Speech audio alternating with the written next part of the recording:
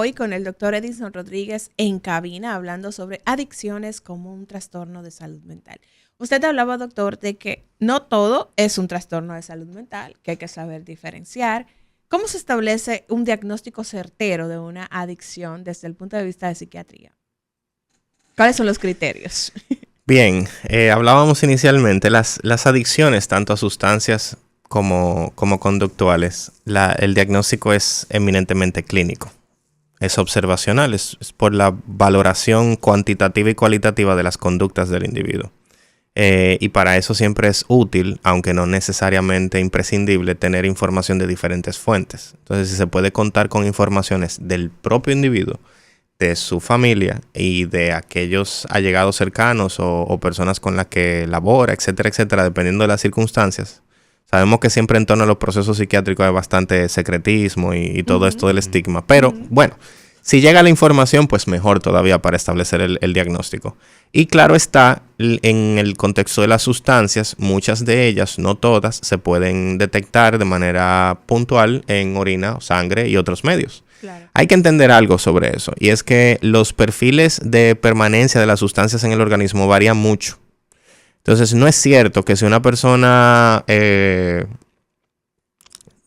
un consumo activo y deja de consumir, no es cierto que va a pasar mucho tiempo siendo positivo. Entonces, no necesariamente un panel 6, como se le conoce a la prueba que más regularmente se hace, no necesariamente un panel 6 negativo indica que esa persona no tiene un problema de adicción. Porque a veces hay que ser juiciosos en ese sentido. Okay. Porque si incluso existe mucha cultura en internet sobre métodos para evadir la detección de drogas en orina. Desde ingesta de sustancias, no lo voy a replicar por aquí para no darle idea a nadie, pero ingesta de sustancias, hay personas que se dan unos atracones de agua violentísimos porque eso supuestamente aumenta la filtración glomerular, pero hay que ser bien juiciosos con eso. En general, el diagnóstico es clínico y se da por la presencia de el consumo, en primer lugar, o la exposición a la conducta, la realización de la conducta, la tolerancia y la abstinencia. Esos son los tres principales criterios. Una vez establecido ese diagnóstico, doctor, con ese criterio de un profesional que tiene la capacidad para establecerlo con juicio, como usted decía, el tratamiento, ¿cómo se da seguimiento a esos pacientes? ¿Cómo se ayudan? ¿Hay intervención de fármacos? ¿Cómo se da el tratamiento de los trastornos de adicción es una de las entidades clínicas en psiquiatría que más requieren de un manejo multidisciplinario? Multi, trans, inter, todo lo adjetivo. O sea, que no solamente salud mental. No solamente salud mental. Okay. Porque creer que simplemente con la aplicación de algún tipo de tratamiento farmacológico se va a mejorar un proceso de adicción, eso es una fantasía realmente. De hecho, a veces ni siquiera es el primer paso. La parte del apoyo familiar es imprescindible. La parte de la terapia individual es imprescindible. Y el involucramiento de todos los actores sociales, desde trabajo social hasta las autoridades, en los casos en los que el consumo se asocia con conductas delictivas, que es con mucha frecuencia, etcétera, etcétera. Todo va a depender de las circunstancias, pero en general el manejo debe ser multidisciplinario. ¿Dónde entra el psiquiatra y los tratamientos farmacológicos? Entran sobre todo en la presencia de comorbilidades psiquiátricas. Los trastornos por consumo de adicciones suelen asociarse con otras conductas, con otras alteraciones conductuales. Estas personas pueden presentar trastornos depresivos, ansiosos, pueden tener trastornos mayores de salud mental, esquizofrenia, trastorno bipolar. En el caso de la psiquiatría infanto-juvenil, el trastorno por déficit de atención e hiperactividad se asocia mucho en edades de adolescencia a la exposición al consumo de sustancias.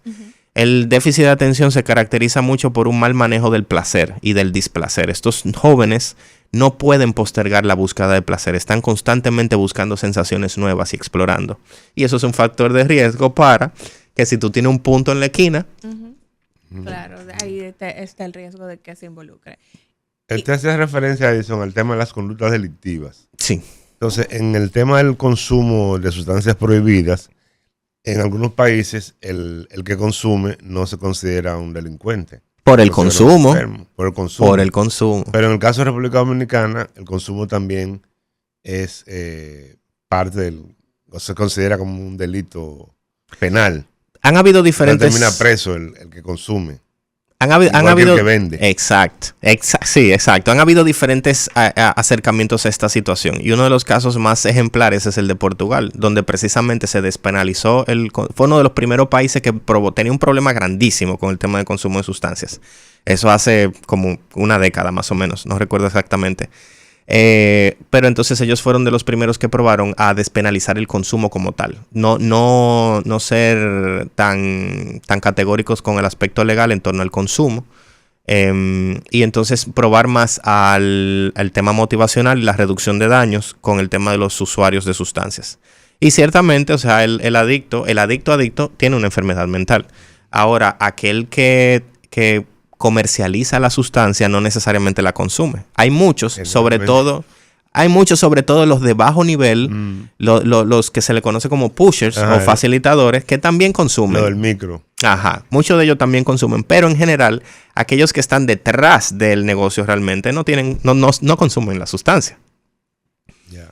Por obvias razones. Pero están entonces perjudicando a una población que tiene una vulnerabilidad a un trastorno de salud mental y entonces ahí viene... Tenemos que ser bien fuertes con el tema del tráfico. Ahora, claro. ¿Qué sucede? Hay muchos intereses económicos de por medio en el tráfico, tanto a nivel micro como a nivel macro. Claro. Doctor, la relación que existe entre conductas violentas y adicciones, justamente en este aspecto del tema de delincuencia y demás. Sí, las sustancias que producen algún tipo de impacto en la capacidad, todas las adicciones en general producen incapacidad para tolerar la frustración y para manejar los impulsos. De ahí viene el tema de la compulsión del consumo o de la conducta. Y estos estados, y algo muy importante, que casi no lo mencioné, es que cuando hablaba el doctor sobre el por qué una persona continúa consumiendo una sustancia, hacía mención del tema de la búsqueda de placer, pero hay que notar que hay conductas de consumo que no es por búsqueda de placer, que es por evitación del dolor. Y eso se da sobre todo en el contexto de la heroína y símiles. La heroína tiene la particularidad de que te da un subidón la primera, la segunda, la tercera vez que tú lo consumes, pero ya a partir de ese punto, ese subidón nunca llega. Lo que llega es la sensación de no estar en la sustancia. Y eso es horripilante. Claro. Entonces la persona continúa consumiendo no porque le está haciendo sentir ese placer que le hacía sentir al principio, sino para evitar sentirse mal. Y son estados de desesperación y de angustia tal que entonces conllevan a conductas delictivas. Y ahí tenemos las personas que roban, matan y hacen de todo por el siguiente fix de la sustancia. Claro. Que llegan a casa de los familiares, le venden las pertenencias, les roban a cualquiera, venden hasta a su mamá. Porque hay conductas de dependencia que es por evitación de la angustia, del malestar que produce el no estar consumiendo la sustancia. Y en la familia, ¿cuál es la señal de alerta de que puede tener, de que se puede estar gestando en la familia una adicción? Bueno, eso sí son ligas mayores, porque la adicción es transgeneracional. Hablábamos sobre la larga lista del alcohólico en la familia, donde se pueden hacer en los árboles familiares, eso se ve nítido. Cuando los compañeros psicometristas y psicólogos en general hacen ese árbol familiar que uno ve cómo va evolucionando esa línea, se ve. Adicción y familia. Hay un sinnúmero de situaciones. No solamente la parte de la herencia genética, que es clara. Toda persona que está pensando en formar familia tiene que evaluar, codearse, conocer. No es que va a rechazar a todo el mundo, pero hay ciertas cosas que uno no puede arriesgarse. Claro. Pero en fin, dentro de los senos familiares se dan un sinnúmero de dinámicas, sobre todo aquellas que tienen que ver con la formación del apego.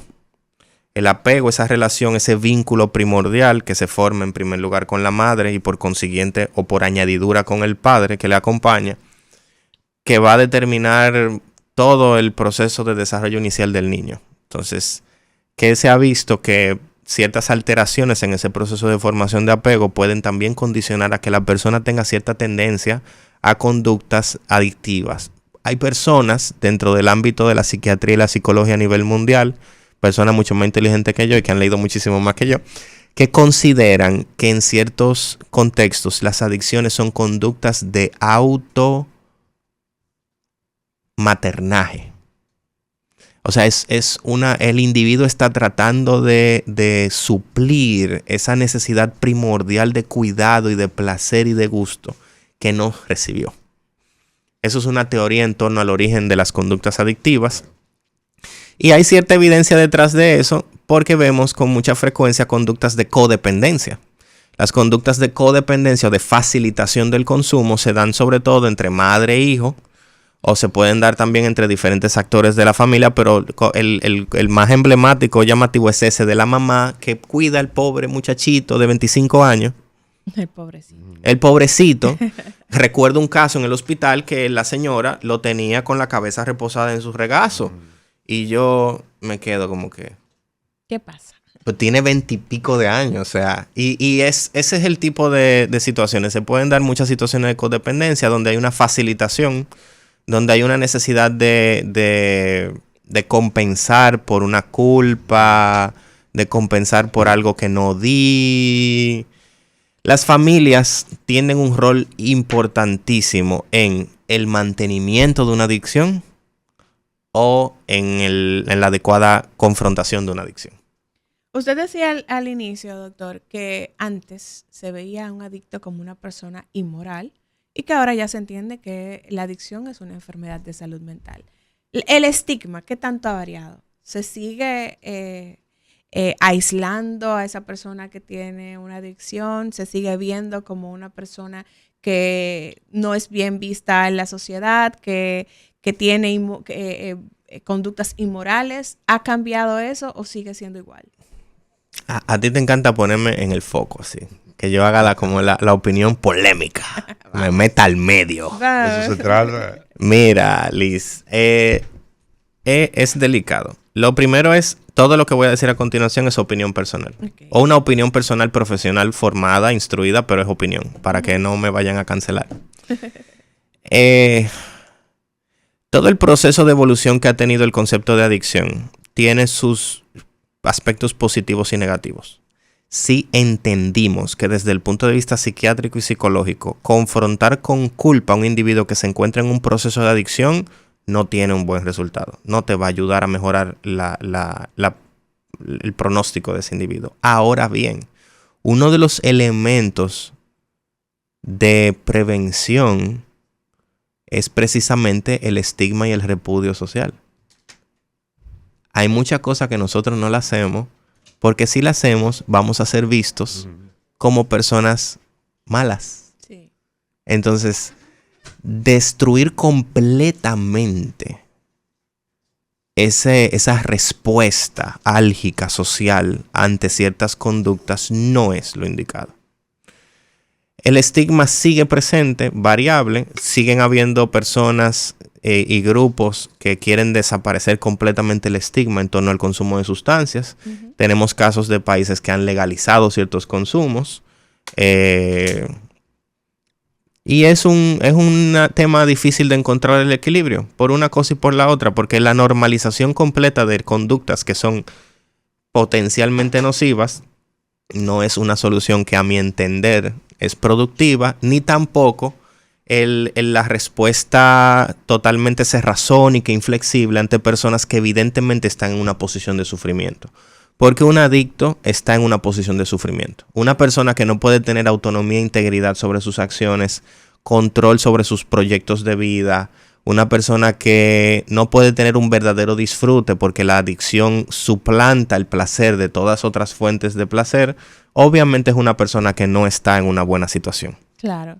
Ya estamos llegando al final del programa del día de hoy, doctor. Quizás nos está escuchando una familia que tiene algún miembro con un problema de adicción y pues escuchándonos se ha hecho consciente de que hay un tema de salud que hay que tratar.